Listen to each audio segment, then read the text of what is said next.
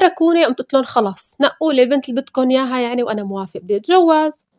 قامت قالت لي أمي ليك باخدك على جماعة، بس هدول الجماعة هني ما بيرضوا تشوف البنت، ما عندهم شوفي، خلاص أنا بشوف لك إياها وبحكي لك مواصفاتها، عجبك أهلا وسهلا، ما عجبك قولي.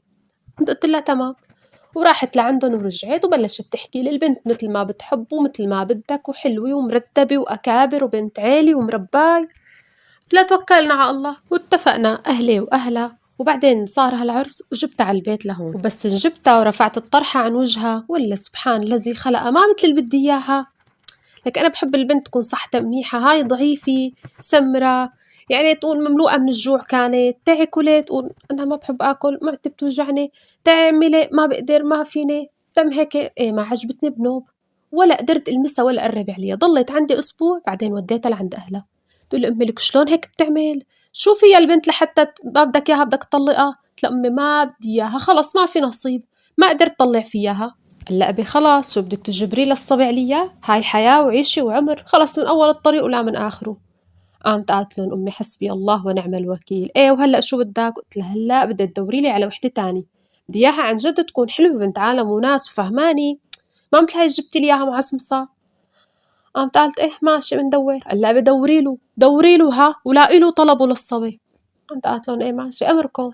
وبلشت أمي وأخواتي كمان يدوروا لي على وحدة هيك. لأجت أمي وقالت لي لقيت لك شو بنت على طلبك مثل ما بدك، مبرومة برم بيضة شقرة عيون خضر، غيره ما هيك وبس، أهلها أهل دين وعلم وبتعرف الله وست بيت وشاطرة، ترى إذا بتقول فيا عيبي هالقد يا ويلك. قمت قلت لها لا أنت جيبي لي البنت اللي بدي إياها وخلاص. قمت قلت لها بدي أشوفها. قالت لي لا هدول كمان أهلها ما عندهم شوفي. قلت لها إيه ماشي. وكمان تم العرس واتفقنا على المهر وصار الهاي وجبتها لعندي على البيت. أول ما رفعت عن وجهها ولا هالبنت مثل القمر، سبحان الذي خلقها، وبتفهم وخفيفة ورشيقة وبتعرف تدلل وترتب وتنظف، ويعني بتفهم تريح الزلمة شو بده شو ما بده أمرك وحاضر.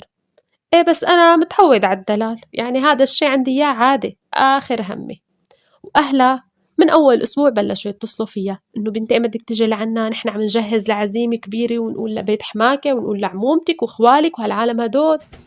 تجي تسألني إلا على مهل شوي، يلا بركي أسبوع الجاي. معلش أنا هون حسيت بالملل، أنا عن جد بقول عن حالي إنه واحد ما بسوى وكله من ترباية الغلط والدلال الزايد. حسيتها يعني عادي بنت عادية شوفي بتروح وبتجي. ما خليتها عندي شهر وديتها لعند أهلها، طبعا ما خليتهم يعملوا العزيمة، وبعت لها بعدين ورقة الطلاق. هاي عن جد ما